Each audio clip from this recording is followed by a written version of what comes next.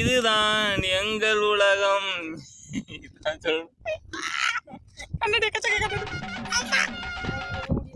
Wow. Oh my god.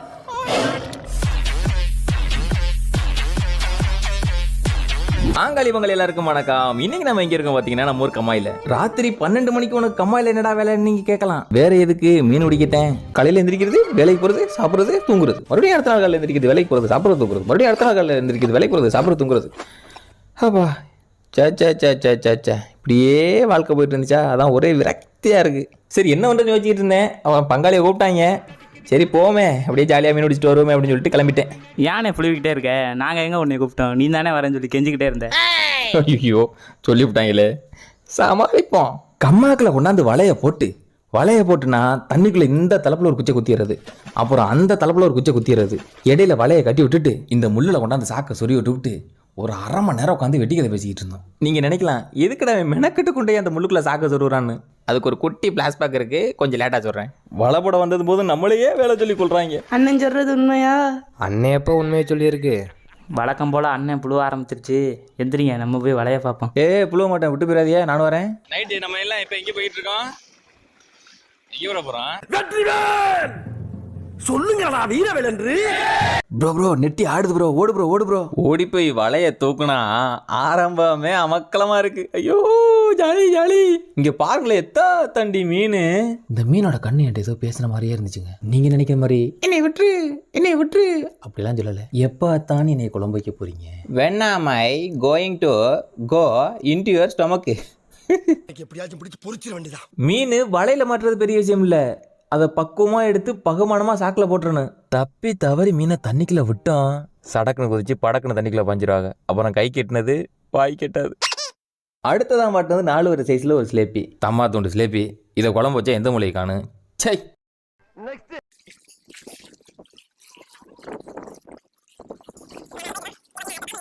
அப்பாடா, இவ்வளவு தூரம் அலைஞ்சதுக்கு இங்கே பலன் இல்லாமல் போயிருமோ நினைச்சேன். நல்ல வேலை, இப்போதான் ஒவ்வொரு மீனாக சிக்குது. சீக்கிரம் சிக்கனா நல்லா இருக்கும். ஜூமை போட்டு பார்ப்போம்.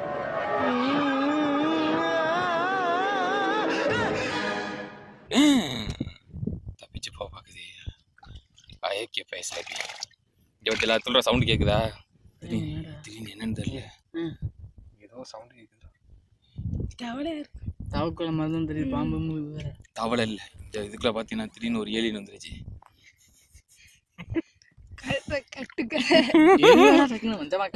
இல்ல பொறுமை ப்ரோ. பழைய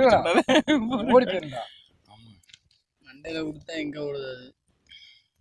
நீங்க முதல்ல பார்த்த மீன் தான் அதோட பொண்டாட்டி மீன், இதான் அதோட புருஷ மீன். போடு ப்ரோ. ஆமா, பதிலே போவோம். அப்பதான் மீன் கிடக்கா இல்லையா நமக்கு தெரியும்.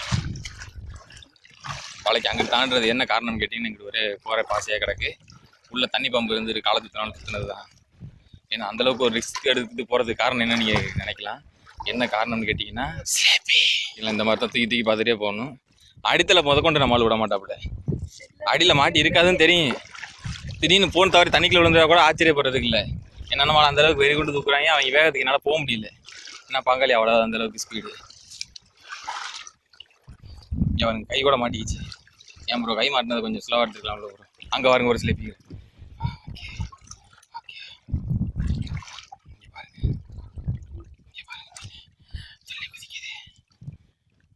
இந்த வலையில் மாட்டினது தான். ஆனால் வலை பொருளாக பார்த்தீங்கன்னா 1000 பீத்து இருக்குது. ஆனால் கூட புது வலையா. நீங்கள் நம்பினாலும் நம்பலைனாலும் அது புது வலை தான். நான் நம்பிட்டேன். நம்பினாதான் சோறுனாங்க, நம்பிட்டேன். நீங்கள் எப்படி? எத்தனை வலை ப்ரோ? 5. இது பார்த்தீங்கன்னா 2வது வலை. இந்த கமால் எல்லாம் இந்த இருக்கு ப்ரோ. உழுவை பார்த்துட்டியா? ஓகே. இந்த மீன் பேர் தான் பார்த்தீங்கன்னா உழுவை. கிரிட்டி ஒன்று மாட்டி இருக்கு. அந்த கிரிட்டின்ற மீன் இப்போ காமிக்கிற பாருங்க, அதை மட்டும் திங்கவே கூடாது. அது திரும்ப அந்த தண்ணிக்குள்ளே தூக்கி போட்டுரும். சிலேப்பியா? அது சிலேப்பி குட்டி தான், சிலேப்பி குட்டி. ஆமாம், அதான் இங்கே ஒரு புருஷன் முன்னாடி பார்த்தோம்ல, அதோட புள்ள தான் இது.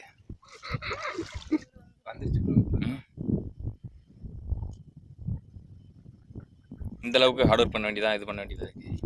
கையை காமிக்கிறோம். ஓ நோ, நம்ம ஆள் எடுக்கிற வேகத்துக்கு ஃபோனை கொஞ்சம் டிஸ்டன்ஸ்லாம் வச்சுக்கிறேன்னு. ஏன்னா இப்போ மீன் மேலே உள்ள கடுப்பில் ஃபோனை தள்ளி விட்டாலும் தள்ளி விட்டுருவாப்புல. இப்போ அந்த அளவுக்கு வெறி உண்டு எடுத்துகிட்டு இருக்காப்புல.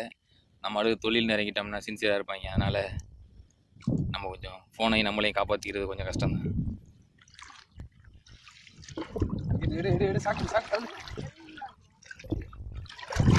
பார்த்தீங்கன்னா நம்மளால் சின்சியர் ஆகிட்டாப்புல. இங்கே பார்த்தீங்கன்னா இது ஒரு ஸ்லேப்பி. எல்லாமே அந்த ஸ்லேப்பி இங்கே இந்த கம்மாயில் அதிகமாக மாட்டுறது பார்த்தீங்கன்னா பிராமினும் ஸ்லேப்பின் தான். இது பேர் என்ன ப்ரோ? பனேரி கண்டு. மழை டயத்தில் பார்த்தீங்கன்னா இப்போ பனைமரத்தில் ஏறும் பார்த்தீங்களா, அந்த மீன் தான் இந்த மீன். பார்த்தீங்கன்னா இந்த மீன் ரொம்ப டைட்டாக இருக்குது. எதில் சொருவனுச்சின்னு தெரியல, நல்லா போய் சொருகிச்சானா. குழம்பு வைக்கிறதுக்கு நீங்கள் உரிக்கவே தேவையில்லை, நம்ம ஆளுகளே வலையிலேருந்து எடுக்கும்போது உரிச்சு தள்ளிடுறாங்க. Okay bro. இதெல்லாம் நம்ம திங்கிறதுக்கு உதவாத மீன். இங்கே பாருங்க, இதெல்லாம் வந்து நம்ம சாப்பிட்றதுக்கு உதவாத மீன். ஓகே. இப்போ பார்த்தீங்கன்னா நமக்கு 4 வகையான மீன் பட்டிருக்கு. ஒன்று உழுவை படிச்சு, ஒரு உழுவை, ஒரு ராமீன், அப்புறம் ஸ்லேப்பி. இப்போ நம்ம பார்த்தீங்கன்னா கம்மா கரைக்கு நம்ம குளிக்கிற துறைக்கு ஆப்போசிட்டில் நிற்கிறோம். எத்தனை வலை ப்ரோ மொத்தம்? 5 வலை. இந்த சவுண்டு கேட்க பற்றில இது வந்து மாடு நடக்குன்னு நீங்கள் நினைப்பீங்க. மாடு நடக்கல, நாங்கள் தான் நடக்கணும். பாருங்க, இன்றைக்கி என்னன்னு தெரில, இன்றைக்கி அதிர்ஷ்டம் பண்ணுமோ தெரில. எப்பவும் படுறத விட மீன் இன்றைக்கி எக்கச்சக்கமாகவே பட்டிருக்கு. பார்த்தீங்கன்னா வெறும் முழங்கால் அளவு தண்ணி தான். அதிலே பாருங்கள் உங்களுக்கு எவ்வளோ மீன் கிடைக்குது. இதிலே நிறைய ராமீன் கெண்டையெல்லாம் கிடக்கு. அதுக்கெலாம் இந்த மீன் இந்த வலை செட் ஆகும். இந்த மாதிரி தான் ஆப்போசிட்டில் ஒரு கம்பவுண்ட் இருக்கும். இந்த மாதிரி தான் கட்டி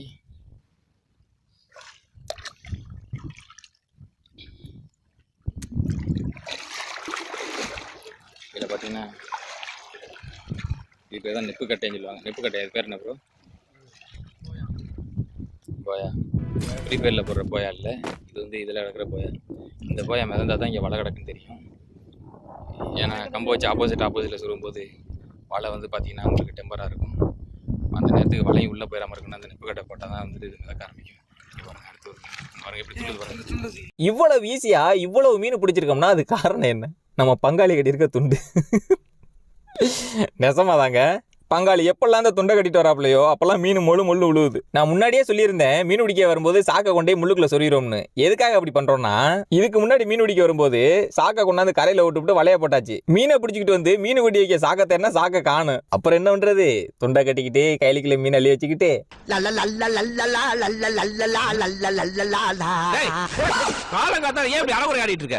போன தடவை இந்த மாதிரி வீட்டுல திட்டு வாங்கினால தான் இந்த வாட்டி உசாரா சாக்கை கொண்டே முள்ளுல சொருவிட்டோம். இப்படி எல்லாம் பல தடவை. எப்படியாவது இந்த மீனை சமைச்சு சாப்பிட்டணும்னு பங்காளிட்ட பங்கு போட்டு வாங்கிட்டு வந்து பட்டு கிளி என் பஞ்சவர்ண ரோசாட்டை கொண்டாந்து கொடுத்தா நம்ம பேபி பண்ற அட்டுழியத்தை நீங்களே பாருங்க. ஏன் பேபி இந்த வாழை வளர்த்துற வாடு இந்த மீனை பிடிச்சிட்டு வந்து குழம்பு என்ன ஒவ்வொருத்தரையும் படுத்துறாங்கப்பா. தொந்தரவு படுத்துறாங்க. குழம்புலாம் வச்சு தர முடியாது உனக்கு. படுக்காத, எந்திரி. எந்திரிப்பா.